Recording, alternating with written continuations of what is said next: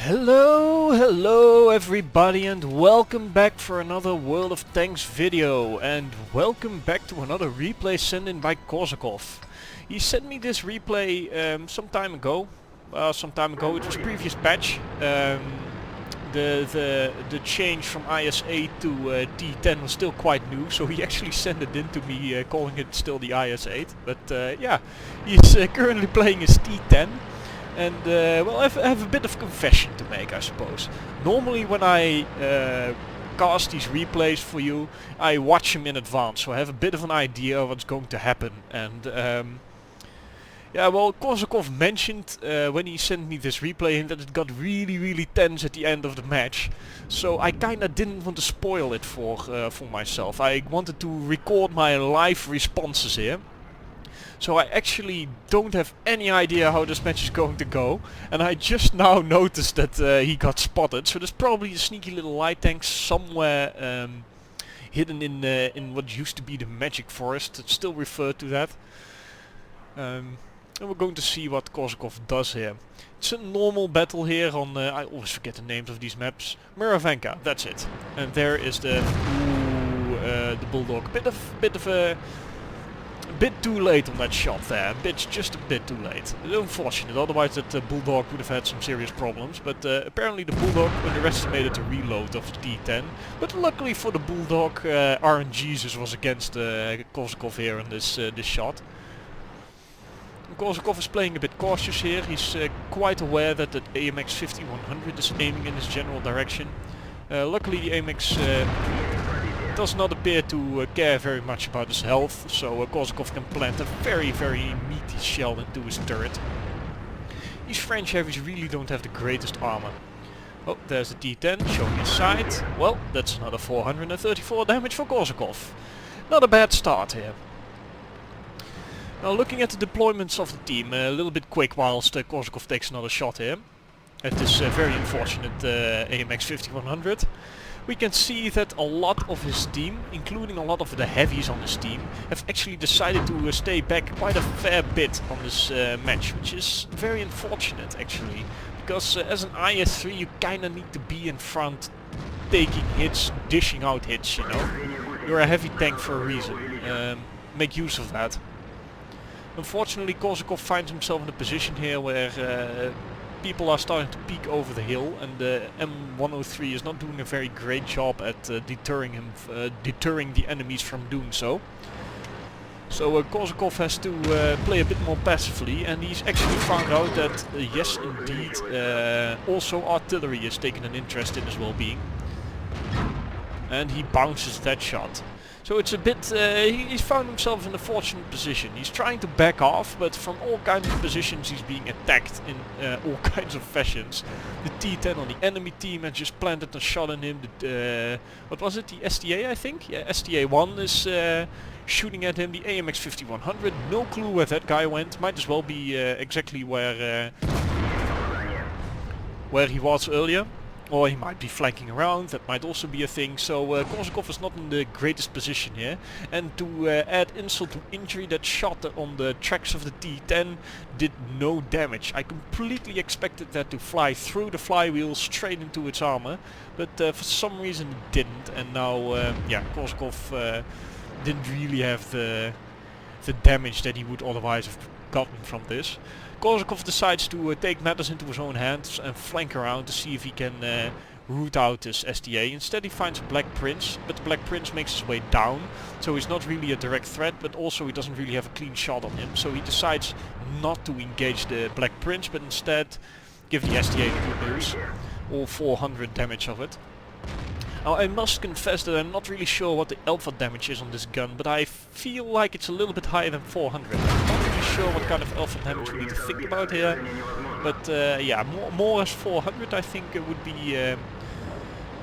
be a thing here. So he's getting kind of unlucky with these balls. Now that on the other hand feels like a very nice shot. Got him tracked, his ally finished him off, so that's one STA less to worry about. Now he makes his way over to the Black Prince. Very nice tank, but not in the tier 8 match. And unfortunately Korsakoff gets ammo wrecked here. And he already used his repair kit for What did he use as a repair kit for? I kind of missed that. Anyway, so now he has to deal with a disturbingly long reload, which is very unfortunate, but there's not really much he can do about it. And that was the side armor. I don't think I would have gone for the side armor of the Black Prince there. Turret armor would probably have been a better idea, otherwise I think the IS, or the T-10, not the IS-8, the T-10 has plenty of firepower to make its way through the front of the Black Prince at that angle at least. So yeah, the turret, that's basically what I would have gone for, and as you can see, it doesn't really have that much problems with the front of the turret. This Black Prince keeps spanning his armor. I'm not really sure what kind of ammunition he's loading, the Black Prince that is, but I have this feeling that it might not necessarily be AP, but I might be mistaken. Now, the Black Prince gets taken out, which leaves Korsakoff with a shell loaded, and if I were him I would try to go for the AMX, and that would appear to be his target, but Artie already takes it out for him, which is very nice. Now it looks like the other flank is going quite well, so that's apparently one for him.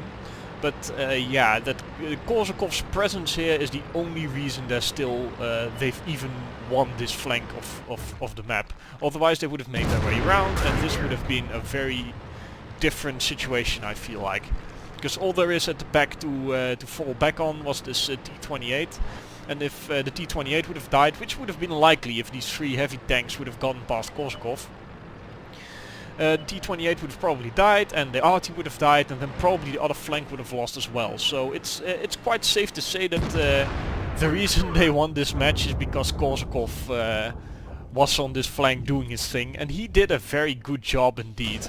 So that was the end of the replay. Let's take a look at the post-game stats. Finally a moment to breathe. Damn, that was an intense replay.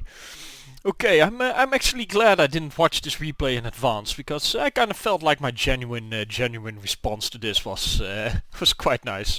I wasn't quite expecting this. When he mentioned he was afraid that he was going to lose, I kind of thought his team was going to fuck up, but in a sense his team the deployment was a bit strange, I suppose. What he eventually ended up needing to do is basically by himself hold off 4 enemy heavy tanks, which he did very, very nicely, must be said. All things considered, being surrounded by 4 tanks, including and also getting the attention of artillery, is generally a death sentence. And what I also noticed is that in this, where I uploaded it, or where he uploaded it on the Quickie Babies replay website. This is also still called the IS-8, so maybe it's a replay bug. Maybe I used the wrong version of World of Tanks to replay or to play this replay, and that's the only thing that changed. But yeah, it's a bit of a strange thing, not necessarily strange, but a bit of a tricky thing for me how to advertise this this replay. I think I'm going to go for T-10, and then I'll just see. Anyway, whatever we're going to call it, the IS-8 or the T-10, doesn't really matter that much. We can definitely see that this was a very nice match for Korsakoff. He got this ace tanker. You don't actually see it on this site's replay, but you can also see that this is a mark of excellence. And by seeing how he handled this situation here on Murvenka, we can definitely say that this was a very well deserved mark of excellence. So congratulations, Korsakoff, on this well, quite monumental achievement, so to say. Because 4,000 damage in the situation he was in, 1200 experience, which is of course also very nice. Detailed report, we can see that he was still able to bounce over 1800 damage with his armor. It was unfortunate that he didn't bounce much of that Black Prince.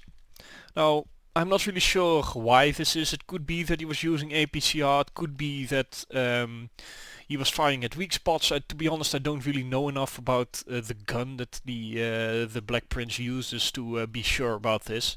But just how consistently he penetrated the front of Korsakoff's tank there, I kind of feel like he was using APCR.